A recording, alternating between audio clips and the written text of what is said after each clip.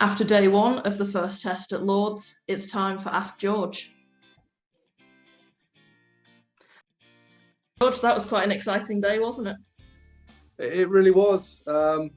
Yeah, I mean, it was very entertaining. I know people didn't get their money's worth in terms of the over rate, which is, something. But I don't think you would have left thinking that you hadn't had your entertainment value, for want of a better word. But it was, it really looked like there was a New England for a bit, and then the very old England reappeared. Very familiar. Well, on the subject of not getting your money's worth, Stephen Boyd asks, there was a lot of talk in the lead up to the game about empty seats. Is 76 overs considered good value for money? I think, well, it isn't, is it? I mean, you make a point, and I suppose there were some decent caveats for that. I mean, there was an injury break, wasn't there? 76 is a long way short. Look, what I'd do, and it could be done really quickly if there was a will, is ensure that everybody who buys a ticket just gets a refund for, whatever that is as a percentage, 18 or 20% or whatever, of the overs during the day. So you would get that back on the credit card which bought the ticket. I think that could be done really simply, and it would just be respectful to supporters. Michael Penhale asks, was it a good day to get chucked into field? And were New Zealand undercooked, or did England just bowl really well? Well, I suspect he's asked that before the final session, hasn't he? I do think it wasn't a bad toss to lose, yeah, because the ball did a little bit. But I thought England bowled really well. They did bowl fuller. So they made the most of the conditions, and then crucially, they caught really well. Having said that, bowling sides out in England has not really been England's big problem.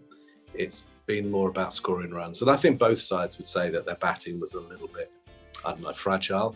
I think both sides actually probably were punished for playing forcing shots. And for all the talk of aggression, it was probably a day, as they very often are, when batters would have benefited from probably a more patient approach. But that's probably not the way these teams are going to play, and it was a lot of fun. So was it a good toss to lose? Yeah, probably. And did England bowl well? Yeah, they certainly did. What do you think of the idea of New Zealand being a little bit undercooked? I know Kyle Jamieson's just come out and said that he thinks the preparations have nothing to do with it. Yeah, he did say that, and it's the way of the modern world. But yeah, definitely. I mean, of course.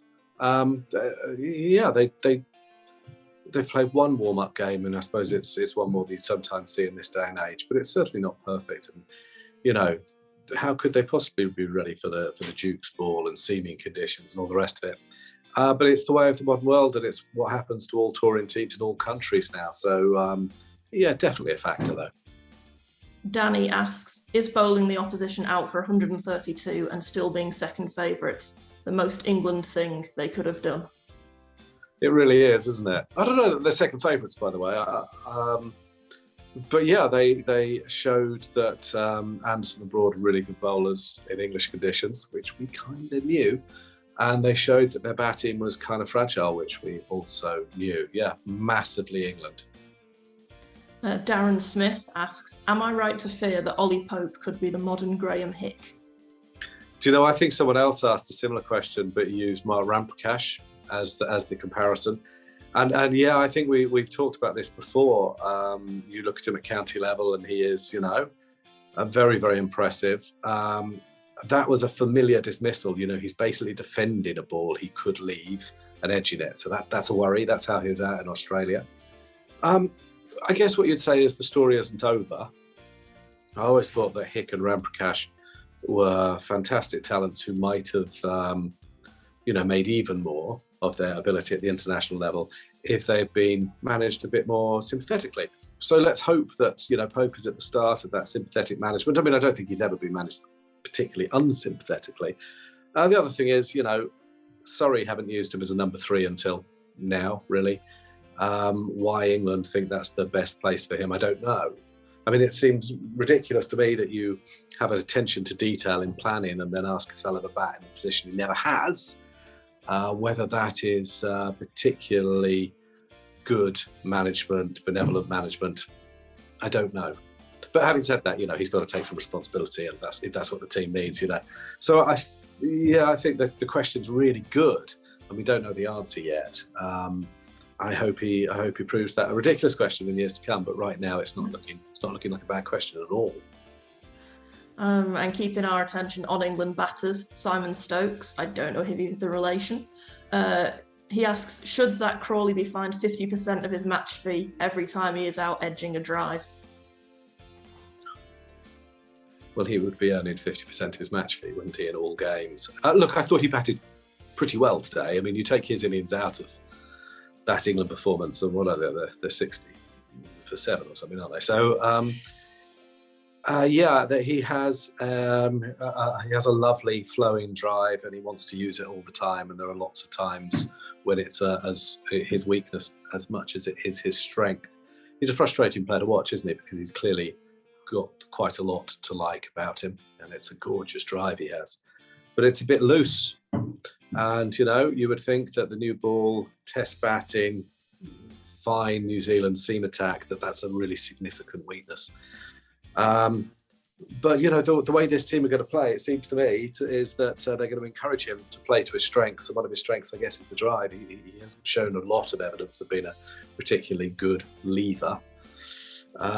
Whether he can make it like that, I don't know. Very difficult to be an opening batter in England if you're out driving as often as he is. And finally, Danny asks, is saving a handful of runs on the boundary really worth risking a serious injury? Oh, good question. Yes, I think it is, because I think that the tone you set in being completely committed in the field helps create the catch that Johnny Bairstow took in, the third over or whatever it was, which was really, really good. And I think that mentality is going to help win England games. And I thought that, so he's talking about Jack Leach. It was a bit freakish. I know that Leach apparently said afterwards, I say 4, look, I say 4. Well, he did. And who knows, in a low-scoring game could yet be really, really crucial. So I take the point, but you don't want people being cautious in the field. You don't want people being reticent to make those dives, to go for catches, to save runs. You want that commitment. And there's a physicality involved, which has some risk. But you hope that, with the training they have, the techniques they have, that they'll minimise those risks. It was a bit freakish, I thought. How often, I can't think of very many occasions I've seen that happen. So I take the point, but I think that the positives outweigh the negatives. And it was very, I think the team would have loved to see that.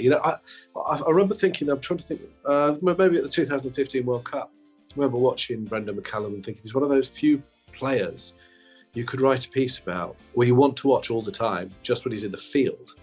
Because he was so committed and so brave that, undoubtedly there were times when, he must have hurt his elbows, his knees and his back and everything else. But it sets such a tone, and it lets the opposition know they're in for a hell of a fight as well, So I think, as I say, it beats the alternative. You don't want to have that situation where bowlers are bending over and, people get a bit selfish and cautious. I don't think there's a lot of examples of that being a successful strategy in international sport. So, I'm afraid I think you have to accept the odd knock and bruise. And look, thankfully, this one doesn't seem particularly serious. And accept that it's better than the alternative.